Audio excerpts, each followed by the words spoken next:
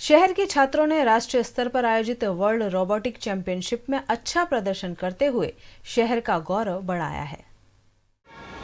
वडोदरा शहर में प्रतिभाओं की कोई कमी नहीं है और वडोदरा शहर में ऐसी ऐसी प्रतिभाएं जो हमेशा से शहर को गौरव दिलाती आई है। चाहे हम स्कूली बच्चों की बात करें या वडोदरा शहर के बड़े बड़े कलाकारों की, वडोदरा शहर हमेशा से ऐसे लोगों का धनी रहा है जो कहीं ना कहीं राष्ट्रीय नेशनल लेवल पर हमारे शहर को प्रतिनिधित्व करते आए हैं। वडोदरा शहर के कुछ बच्चे राष्ट्रीय स्तर पर वर्ल्ड रोबोटिक्स चैंपियनशिप जो हुआ था उसमें शिरकत करने गए थे और वहाँ उन्होंने मेडल जीते हैं और वो बच्चे मेरे साथ हैं। उनसे बात कर जानने की कोशिश करते हैं कि आखिरकार वर्ल्ड रोबोटिक्स चैंपियनशिप जो होता क्या है। हम लोग मुंबई गए थे यह कंपटीशन में पार्ट लेने के लिए। हमने यहाँ पर एक रोबोट बनाया था और इसको कोड करके कई सारे काम कराए। इसमें कई सारे लेवल्स भी थे, जैसे एक 3 स्विचेस को हिलाना, कोई ब्लॉक्स को शिफ्ट करना एक सही जगह पर और कोई चीज़ों को गिरा देना अपने जगह से।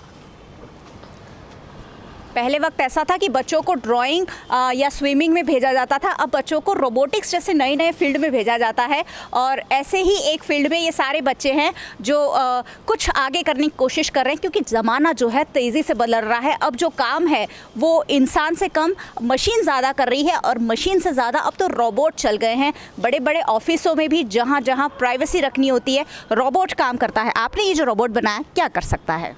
ये अलग अलग मतलब कि हमें जो टास्क दिया गया था वो नेशनल मतलब कि जो आजकल जो ये पोल्यूशन और ये जो अलग अलग जो अभी जो ये चीज़ें हैं जिसमें हम वो नहीं कर सकते हैं, जैसे कि पोल्यूशन अभी मेन है, तो हमें थोड़े टास्क दिए गए थे जिसमें ये एम्बॉट वो टास्क को वो अच्छे से काम कर सकता था। रोबोटिक्स जो चैंपियनशिप थी कितने और ग्रुप्स आए थे, कितने बच्चों ने कहाँ कौन कौन सी सिटी से पार्टिसिपेट किया था? Actually, every city from India was there. मतलब I think 60 countries and 150 countries, sorry, 150 countries and कुछ 150 टीम्स जितनी हमारे इधर हमारे रीजनल्स में ही आई थी। और वहाँ आपने कौन सा स्थान पाया है, कौन सी पोजीशन पे आप लोग विनर हुए हैं? मीन्स जो नेशनल्स हुए थे उसमें मेरी और रियान के अलायंस ने 3rd प्लेस सिक्योर की है फ्रॉम दिस इंडिया। आपने अपना रोबोट बनाया आपकी थिंकिंग के साथ। वहाँ बहुत सारे रोबोट आए होंगे जो अलग अलग तरीके के फंक्शन कर पाते होंगे, तो क्या सीखा वहाँ से? उधर मैं जब गया था तब मेरे को बहुत सारे टाइप्स के अलग अलग डिज़ाइंस के रोबोट मिले थे जो अलग अलग चीज़ें बहुत अच्छी तरीके से कर सकते थे, हमसे भी ज़्यादा अच्छा। तो उधर जाके मेरे को सीखने को मिला कि सिर्फ एक ही चीज़ पे नहीं, हम लोग बहुत सारी चीज़ें एक ही चीज़ पे बना सकते हैं।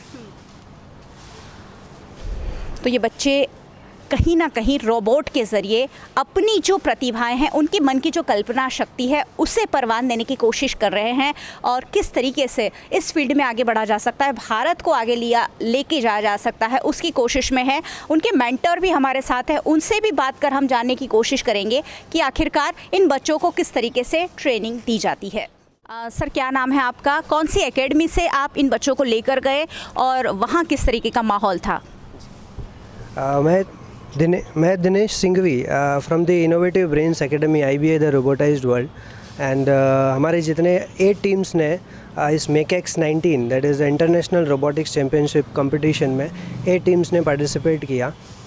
रीजनल इसका राउंड जो था वो 19 अक्टूबर को था, जिसमें हमारी 8 टीम्स ने पार्टिसिपेट्स किया और 1st and 2nd position secure की, जिसमें रियान और प्रत्युष उनका 1st और 2nd रैंक था। Then all 8 teams were secured for the nationals. फिर nationals में we gone on 9th November 2019 and in that also in the finals all 8 teams were selected. So final round में हम 8 teams select हुई और 8 teams ने silver medals win किया। इसमें सिर्फ 3rd पोजीशन एज बच्चों ने बताया कि रियान एंड कर्लव ने सिक्योर्ड किया एंड इंटरमीडिएट जो एक और लेवल होता है जिसमें नतांश करके है, उन्होंने 4th पोजीशन सिक्योर किया। उसके अलावा प्रियल एंड प्रत्युष वो 5th पोजीशन पे थे, जॉय एंड ऋषि वो 9th पोजीशन पे थे, Hiransh was in 10th position. So all are in top 10 positions in that MakeX 19. So वो बहुत हमारे लिए गर्व था कि सारी टीम्स ने बहुत अच्छा परफॉर्म किया, और वडोदरा और गुजरात के लिए भी गर्व है कि आठों की आठों टीम्स ने सिल्वर मेडल विजय किया. इन बच्चों को आगे कहाँ लेकर जाना चाहेंगे? ये बच्चे सब ब्रिलियंट है और all can do very good in the robotics field. So I wish कि ये सभी रोबोटिक्स फील्ड में आगे बढ़ के पूरे देश का नाम रोशन करें. हमारी भी कहीं ना कहीं यही चाह. पहले ऐसा होता था डॉक्टर एंड इंजीनियर दो ही फील्ड माता पिता को नज़र आते थे, लेकिन अब ऐसा नहीं है. जो फील्ड का अलग अलग जो वेरिएशन है वो बच्चों के पास है, और रोबोटिक्स ऐसा ही उभरता हुआ फील्ड है जिसमें कहीं ना कहीं अच्छा परफॉर्म कर बच्चे अपने आप को एक ऊंचाई तक ले जा सकते हैं, साथ ही साथ शहर को और देश को भी ऊंचाई तक ले जा सकते हैं.